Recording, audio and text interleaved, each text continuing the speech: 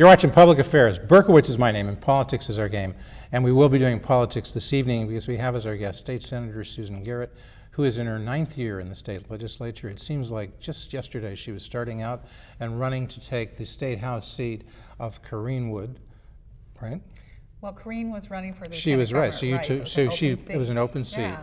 and that was Republican area. Of course, our guest Susan Garrett resides in Lake Forest, and that was thought to be Republican territory at one point. I think it still is. It still is? Yeah. In fact, a lot of people don't know this, but maybe we'll get into this later on, but a lot of people thought that Susan Garrett was going to be a Republican when she ran, and that could have been, right? Well, I try not to get into partisan politics, Jeff. All right. In any case. I have run as a Democrat now. 4 years in the State House, Susan Garrett, and then 5 years, this is her 5th year in the State Senate. She is a family values person, would you say? Yeah. You got a husband, Scott, right? I've got a husband. You got two kids. You got a couple dog? Dogs, yeah. Hey, what more Doesn't get any better than that. Doesn't get any better than that. I live in the suburbs. All right. League of Women Voters, past president. Right. Chairs the Public Health Committee, vice chair, I guess we should say. State Government and Veterans Affairs, Education Committee, Appropriation 1, Human Services, and in between you do a few other things? I do. I do a lot of local issues. All right. So, we'll get to the state issues in a second, but in the 10th Congressional District, you've been thought to be a potential candidate in the past. Dan Seals made that a close race last time, 53-47. Yeah. He's got competition in the Democratic primary, Jay Footlick. Susan Garrett, maybe you should resolve the issue between Seals and Footlick and just jump in and say, you two folks get out of here and make way for Susan Garrett. Be a white knight. You think you could do that? It's an interesting race. The district has become Democratic. Mark Kirk is a moderate Republican. Yeah. But I think that the reason why I intend to stay in my position, hopefully, is that so much happens at the state level now. We're hearing that, we're seeing it. State level, municipal level is where it's all taking place. So, the laws are changed, the issues are resolved. Washington, nothing seems to happen there. So you're not having any second thoughts I don't about want to go into that? that. No. Yeah, I'd like to see results. And you're supporting Dan Seals in the Democratic primary? Yes. But, I like Jay Footlick too. But, I've jumped on board with Dan, have been there. So You said you're almost, I said, but it might have been the case, you were almost a Republican to start with. Kirk's a moderate Republican. Many of the Democratic constituencies have been co-opted by Kirk. Could you see yourself possibly supporting Mark Kirk in the general election? No. Because? Why? He's well, it's not that. Come on, you like the guy. You like the guy. You've met him. With him. You've worked with him. I've worked with him. A lot of his views you'd like. He's pro-choice. You're pro-choice. He's strong on environmental rights. So are you. Strong on gun control. So are you. Yeah, but the difference I think between, let's say, a Dan Seals or Jay Footlick and Mark Kirk is that I think Dan and Jay will be much more, either one, would be much more accessible and ready to put themselves in front of the public, the real voters, answer questions. He's coming out a bit in terms of making himself more accessible. He had a Palatine Township meeting, and a lot of war protesters showed up, and he engaged them. Yeah. That went for about 2 hours, and about an hour to discussion, a civil discussion about the war. I think that was a real plus for Mark Kirk. I guess if the question is, would he continue that? But if he does, and he is accessible, then maybe you'd support Mark Kirk? Jeff, here's the thing. It's not about having a one-time only town hall meeting that doesn't get publicized. Maybe he has 10. And you and I talked about this. Okay. When my reps and I have town hall meetings, we send out flyers to the entire district, whether people are Republican voters or Democratic Yeah, but voters. yours is a Democratic district, redistricted We to be send Democratic. everybody, Would you do it and if it were a Republican district and you were a Democrat? You know what? I did. You did. I've Okay. done that. But Okay. I think this is a key point, that it's about reaching out in a inclusive way to make sure that everybody has the information, that anybody can come to a town hall meeting and voice their concern. That's where I would like to see Mark go. Honestly, I think that would make a big difference. He would be much more appealing if he did that. So that's advice you're giving, open public advice, telling Mark Kirk how to be more appealing. I believe that all of us, whether we're Republicans or Democrats at any level of government, are public servants. And that means we have to make ourselves available to the public and listen to arguments on maybe votes people don't like that we've taken. Yeah, so the model of good government would be the Democratic Party in the state of Illinois and the six-ring circus that they run down in Spring Patch, or is it Springfield, Illinois? Springfield. Six yeah. Ring Circus, You know, right? Tell it's us about been the Six Ring it's Circus. been What does that mean? You know what well, it means. you and I talked. It's Mayor Daley, it's Emil Jones, it's Mike Madigan, it's Tom Cross, and it's Frank Watson. And did you say the governor? And the governor. Yeah. Didn't want to leave him out. That must have been subliminal. I'm sorry about that. He runs a big tent. you know, Does he run the biggest tent in the circus? I think they all have. Is he the their biggest own guy, though? Steve Rauschenberger said that Rod Blagojevich is the most powerful Democrat and perhaps the most powerful politician in the state of Illinois. He said not necessarily the most effective, but he said he's the most powerful. That surprised me. Would you say he's more powerful than Speaker Mike Madigan? I think Speaker Mike and Rod, I would say. what we're seeing is a power struggle, really. And Emil's somewhere in there. Yeah, power struggle between Mike Madigan and Rod Blagojevich. And Mike Madigan, for people who may just drop in on this show and know, he would be the Speaker of the House. And the chairman of the Democratic Party. And he's held those positions for what, all but 2 years of the last 30 or something like that? Yeah.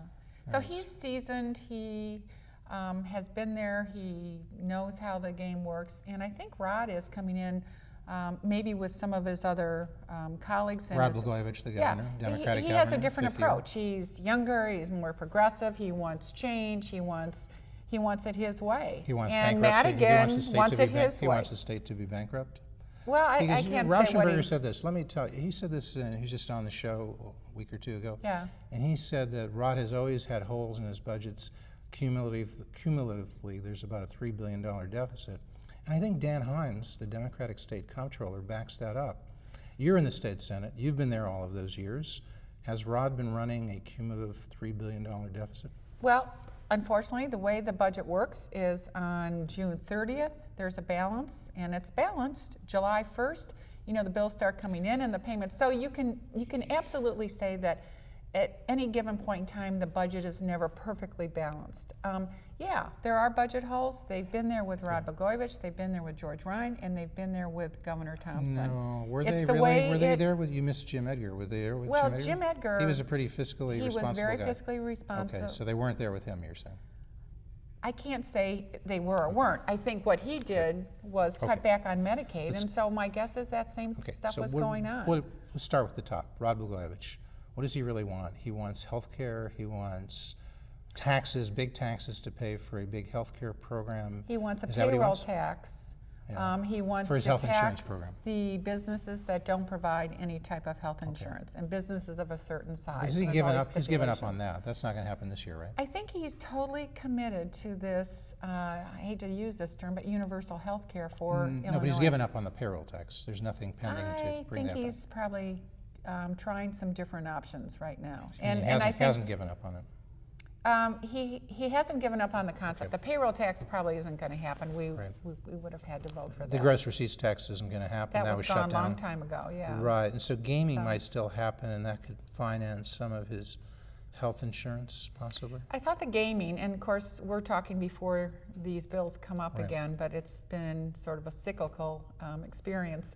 The gaming is to fund a capital bill, which both the Republicans and the Democrats would like to see. Initially, but now it's getting broader. That was at one point, it would be, a relatively small expansion, not necessarily additional casinos. Initially, that's what the Republicans wanted, Tom Cross, and then there was a bill out there that would provide a casino for the city of Chicago. And maybe for the South Side. Well, no, just and the city of Chicago. Well, there's always the others, but the city of Chicago was the last big focus. And that fell. And Daley really didn't come out and wholeheartedly support it because there wasn't enough money in there for Chicago. So now we're going back to the drawing board, looking at casinos in different areas. Right, and so the budget is passed for people who just operational. Just about a week ago. Yes. Or so. Yes. It was passed and signed by the governor, but he vetoed. He had exercised his line item veto to knock out a lot of things he called pork. Others would say they are member initiatives or appropriate programs for each member's district. But he did it kind of selectively, right? Yes, he kept a lot of the Republican member House. initiatives in the House in place, and he line item vetoed many of the House Democrats' To punish them for kind of going along with Mike Madigan, would that be the case? Well, I think maybe punishing Mike Madigan. I don't know if he was, there was no retribution against individual members. Well, they lost their funds. Yeah, they did. And in the Senate Democrats what do like they say? you, It's not over till it's over. Senate Democrats like you were protected, but Senate Republicans were hit as a way of Senate President Emil Jones punishing Frank Watson for not going along with the capital plan. Yeah, this budget. is all inside baseball. So No, it's very much, but it's hitting how home now. they- It's hitting home now. The war is coming home, as they say, because hasn't the Speaker embarked on a statewide program of hearings throughout the state where he's going to do this show of all of these projects that people want that were cut out, and that the target is at Emil Jones and the governor, right? So it's not such inside baseball anymore. Well, is it? inside baseball as to who got what and why that happened, and some Senate Democrats, I think, who were on JCAR, not Senate, House Democrats, were able to keep their member initiatives. Right. So because the governor has to get his rules.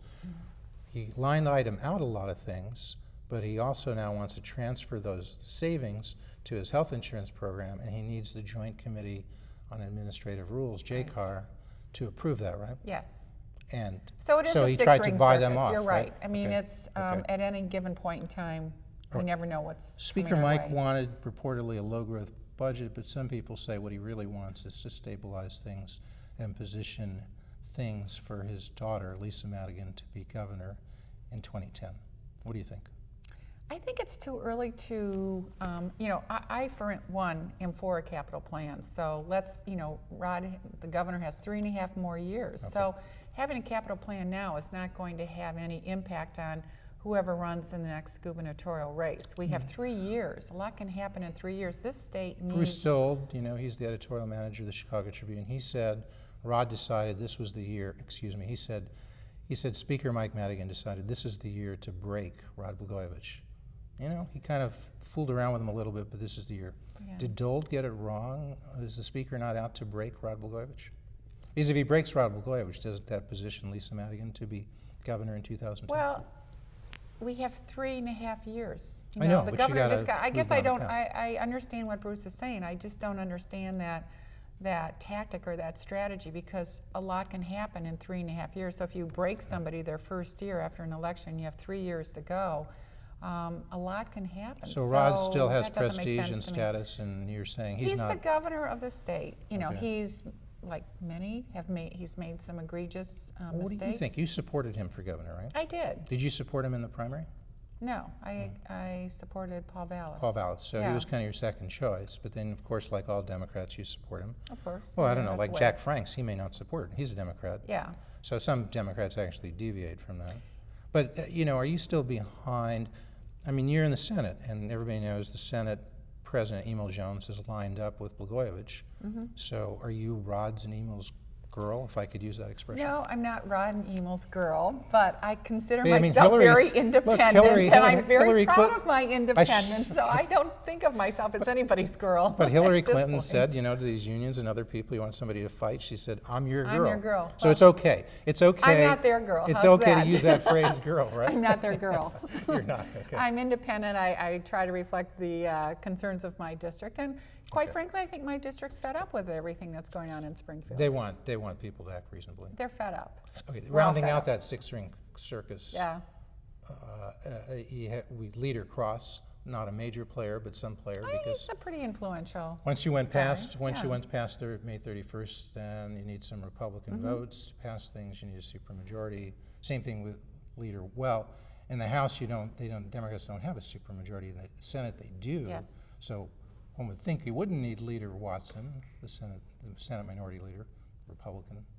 But I guess people think they do because you can't put all the Democratic votes there, including a vote like Susan Garrett. Right. They can't count on you. No. Okay.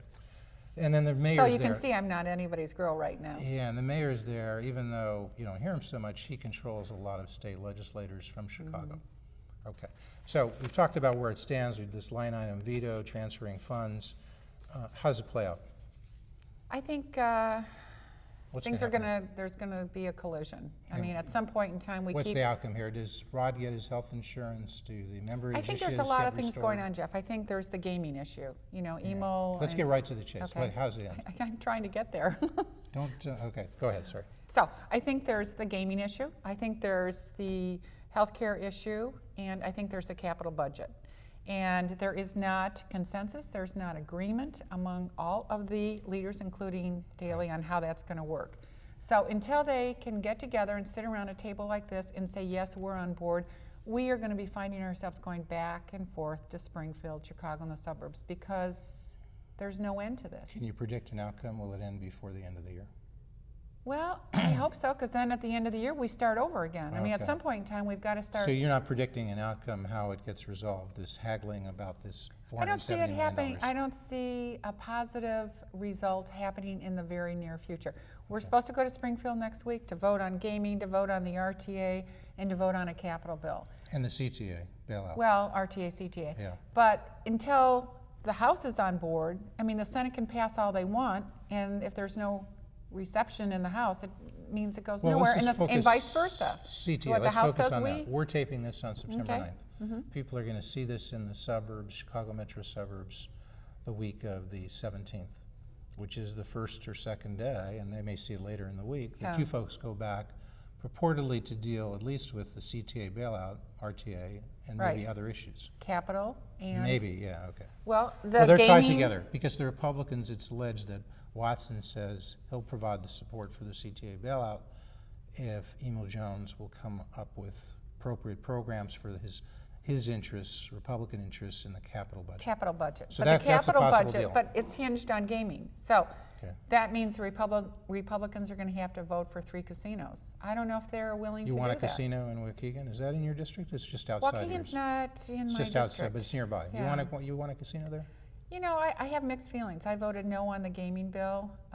Some people will argue that we absolutely need all these additional Okay. casinos for the capital bill. I I know wish you have mixed Illinois could feelings, do but better than would that. Would you possibly So far support today, 3 I'm casinos? not including sure one I for can do Waukegan? that. I'm not sure I can do that. You don't think it would be good for economic development for I don't. Waukegan? I think it's a regressive tax, and I don't like the fact that the state relies on gaming to fund roads. It just doesn't make sense to me. We should have some other options out there. Now, a casino in Chicago makes sense to me. It'd be a tourist attraction. So that you could support. I think I can. Yeah. Could you support a casino in Clarendon Hills for maybe the Shaw Brothers? No, I don't Emil think I Jones' can friends? do that either. But here's the thing. That's the- what it's about, isn't it? About helping it's- his friends, the Shaw Brothers? Is that what it's about? That's the problem with this. Is you that what know? it's about, though? Does Emil Jones want a casino on the south side for his friends, the Shaw Brothers? That's what we've heard. But let me just say something. The new bill that's coming out is not location specific. Oh, I see. So whomever, let's pretend this goes through, they have to go in front of the gaming Gaming board. board. Yeah. And that's notorious for being clean cut and No, all-American. absolutely. So anyway, I voted no on that, and we'll see what Okay. happens. All right, so briefly on the CTA bailout, would you favor that? I know things have to be worked out, but at least in concept, do you think that $100, $200 million should be provided by the state to bail out the CTA? We can call it a bailout. I guess it is a bailout, but I Yeah. think, we're the transportation, Chicago's a transportation hub. We can't look the other way and point fingers and say, this problem's going to go away. I think we should be proactive and Your look for answer is solutions. yes, you So could my support a answer bailout. is yes. There are lots of things about the bill I don't like, but I want to see Chicago back on track, All right, literally and figuratively speaking. You've got some proposals, you've got proposed legislation for budget reform, right? Yeah. Quickly, what does it do? Basically, what it does is take the gamesmanship out of this. At the last, the 11th hour, we can't seem to get any consensus on what we're going to do. So what my bill says is that if we don't have an agreement, the budget automatically reverts to the prior year. And that way, at least it keeps the state running. There's a fail-safe position. Yeah, Okay. yeah. And, other states do things And also, like you're going to this. provide some things, you require things to be posted on the web?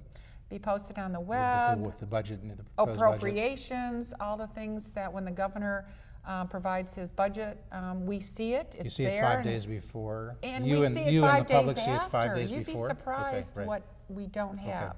Okay. So I'm So- trying to bring all that into the light of day. Yeah. What's the status of that bill? My bills are in rules. Thank you, Jeff. As you already pointed out, I'm not their girl. And, but you know, and to get it out of rules, you need who chairs the rules committee? Well, there's an assortment. Emil Jones would be the person who would provide the green light. So it's not coming out of rules anytime soon, which means it's not going to be voted on, and it's a nice thought. It's like some of my ethics bills. I keep trying. All right, so but you like this. You like being in the state Senate. I feel it's very important to have people down there who keep trying, even though you can't really feel very effective at this point. I feel very effective. You fail. Yeah, I know I there's do. smaller things like underage drinking laws. That passed, right? Or has it It's passed? actually just signed into It's law. just signed. Okay. Yeah. So. And what does that do? That says if a parent knowingly allows for underage teens to be in their home drinking, and then the teens, for instance, leave and they get in an accident, and God forbid there's a death or a severe disability, then the parents are going to be responsible, and there will be a Class 4 felony and all sorts of things tied with that. So much stiffer penalties than currently the case. There was The that couple in misdemeanor. this area, The Hutzels, perhaps in your area, in your district, in right? Deerfield, yeah. And they were convicted, right? Was it a misdemeanor or a felony? I'm not sure how that's going to They come out, could do 'cause 1 it would year. be a misdemeanor, but There's I'm a not potential jail penalty of up to a year. Yeah, So this would stiffen that. yes. Okay. And it sends a message. This is all about a Underage deterrent. drinking. Yeah, to send Any a message drinking. that parents are Drinking and driving. partners in this. Drinking and driving, and that Are parents we way too can't lenient in look this? around. It's kind of I'll take a detour, but Yeah. are we way too lenient in the state of Illinois in terms of penalties for people who No, I think we're- consistently abuse the laws about drinking Our and driving? DUI laws are the toughest in the nation. Do you ever hear of people, picked up on a third or fourth DUI and actually doing time? What I worry suburban about, and person I'm glad doing you time? brought this up, is that those that can afford attorneys Get off. get off. Right. But so And you that's could so stiffen the troubling. That's penalties. really You troubling. could come up with some mandatory minimum But penalties. even if we have those penalties, and you can afford the greatest attorney, Well, then at least you're doing your job. Then you got the penalties. You could make Yeah. them mandatory, and then no matter how good the attorney is. But I'm pleased with where we are in Okay. DUI and drinking. I think the state has done a fantastic job. All right. So there's more yet to do. A lot of this was deferred. The budget is there. This health insurance issue is still floating around. Pension solvency is floating around. Paying Medicaid bills is floating around. Metra and RTA. So all of this stuff is out there. You think any of that will actually get resolved in the next 3 months? I'm Which not of those sure. things? Which I think the those are sort of the big issues. the CTA, the RTA, Metro, all that will be resolved. I don't think we can Okay. continue to fight on that. And you think that front. basically that's I think the Julie Hamos's healthcare- bill, I which think would she's- have a Yeah. small increase in the sales tax in certain suburban areas to help finance more infrastructure and what? And then the county, for instance, in Lake County, we would have extra money from that sales tax that we can use to provide more infrastructure improvements in our own And county. the RTA, people know, the Regional Transit Authority Yeah. covers which counties? It's 5 counties. So it's 6. Well, Cook, right? McHenry, Lake, Kane, Will, Will, DuPage. and DuPage. So all of those folks are affected by this bill. Yeah. Julie Hamos is going to be Yeah. talking about that next week. She's been working on it, spearheading. She chairs that transportation Yes, committee, she does. mass transit She's done a committee. great job. You're a friend of Julie? Yeah, some people say we look alike. So when her picture's in the paper for Yeah. the CTA stuff, people call me and start telling me what they think. So, Yeah, what we're going to do is try to have the two of you on the show at the same time so we let can people decide resolve this if issue. we're sisters. Is Susan Garrett really Julie Hamos or vice versa? Okay. Ralph you know, in Marti- Springfield, I just have to say, people will say hi, Julie, to me, and hi, Susan, to Julie. So, But I never do that. I got No, you right. Okay. Ralph Martiri, you know him, Center for Tax I and do. Budget Accountability. Yeah, he he's keeps done a good saying, job. because he keeps talking about we need a major tax increase to get away from these things. He supported he was the architect of House Bill 750, but he's which would done a have a good $6 job billion in bringing increase. up the issue, whether or not people agree with him or don't agree with him. He justifies his proposal. He can back it up with numbers, and Isn't he kind of he's- a union-backed organization, though? I mean, have you ever looked no, who's I've on the never heard board? We'll take a look who's on the board. Okay. And if there are a number of unions who are heavy in the leadership there, would that concern you and say maybe it's not quite as balanced as you If would like that's it the to be? case, you don't like to see a bias like that. Yeah. But I'm not sure that he worked hard. His initiative didn't make it. Right, but Several you years generally as didn't this thing support that. You don't support a major You know, tax increase. I don't. And the suburbs had different issues. We don't want to give our money to Springfield, end of story. for obvious reasons. $600 million increase in terms of the state's contribution to education in this budget. $600 million we've done, this new budget dollars. is actually a darn good budget. Are you happy with it in terms of your representation of the Yes. 29th district? Do you Yes. think your suburban areas came out Absolutely, well? especially when it comes to education. I mean, it was looking like we were going to have to send all of our tax dollars pertaining to education to Springfield and have them dictate how they're going to be spent. I can tell you my constituents were not happy with Yeah, that. and that's what you said last time, but what Yeah. you said is you might support a tax increase depending on what the education plan was. It turns out there were no education reforms. There's no education plan. There's only $600 million new dollars for education, but there's no real plan here for reform, is there? I think there are some reforms In the built legislation? into this. Yeah. What would be there? Well, I think superintendent and teacher mentoring is part of it. Well, you know what? $600 million, that's a lot for superintendent mentoring. Well, part of it, not all of it, goes for Okay, that. what else? But What else? Give me some other reforms. I think Ah, that's see, a it wasn't there. I mean, it's not your Well, entirely. we tried. It's not You your know, fault. I mean, tried. you're one of 177 I legislators. tried. Yeah, I know you did At try. the end of the day, we go back to tradition in Illinois. They listen to a lot of proposals, and at the very end of the day, they like to say exactly what you're saying. But we gave $600 million in new money to education. And I think the Tribune did an excellent job of pointing out how those dollars could be better utilized and to have some sort of oversight and accountability. And unfortunately, that didn't come out of it. I mean, if I were governor of the state, I would make sure that stuff was The in cap place. on charter schools in the city of Chicago wasn't changed. It's 30. It stays 30, right? Yeah. You would agree that should be increased? I think the charter schools, I don't have a problem with charter Right, so schools. should we yeah, I'm should for that. lift Yeah. the cap and You know allow what? One of more my charter big schools? initiatives that you would probably agree with is Teach for America. Going into the underprivileged schools, we're able to get these very talented college graduates to go into Waukegan, where Right. they are relying on substitute teachers. So we're being creative in different ways when it comes to stuff like that. Yeah, I mean, that's not we. That's a separate organization, Teach for It America. is, It's but not- Teach nothing for to do with America has Illinois. gotten prominence. They're Okay. able to be in Chicago. They've never been able to be outside of Chicago. We're going to continue to speak as the credits roll, but Oh, I it's so gone much so want to thank our fast. guests, Thank you State so Senator much. Susan Yeah, Garrett. Jeff, it's been great. You got as a race always. coming up. I just 2008. 2008. Do Yeah. you think you'll have any opponent from the Republican I Party? hope not, but I always do. So yeah, okay. I love to campaign, so I work awfully So you're hard. gearing up for that? I am. But it's a pretty heavily Democratic district, Well, it's independent. you think? Yeah. All right. Hey, one thing on education. You hear Arnie Duncan going around the state talking about how the state, we're 49th. He says the state of Illinois is 49th in education. Isn't it kind of deceptive? Because it's 49th perhaps in the contribution by the state to education, but in terms of spending per pupil, it's by the National Education Association estimates Illinois is 15th, some say 8th, in spending per pupil. Right. So is Arnie Duncan being deceptive, I think a if lot. not deceitful? Well, I'm not going to come down on Ernie Duncan. I don't know Well, what why is he he saying said, that? but I it know happens. you've heard him say 49th. It's the funding, how the equitable it is, how education funding in Illinois is just not equitable, meaning the wealthier suburbs have a lot more to spend, whereas the poor Chicago, areas look. don't. That's what the 49th How is. poor? Chicago Public Schools, a $5.8 billion budget, 109,000 students. We're now spending $14,200 per kid per year in the Chicago Public Schools. Is that a paltry sum? Maybe people should ask, are they doing the right thing with that amount of And money? in Waukegan, in North Chicago, they're probably spending $6,000. So Yeah, that's okay. where the problem lies. It's Well, probably. You know, I don't know. We better take a look at it. Because if in Chicago they're spending $14,000 per kid, I'm not sure why. I don't think they are, but the problem is You don't think is they're that spending that- $14,000? They are. That's the budget. $5.8 billion divided by 109,000. Excuse me, by 409,000 students. Yeah. Divide 1 and 2. Well, I don't know if that's enough. each pupil gets 14,000. Well, it's an but- average, maybe. Okay. Some.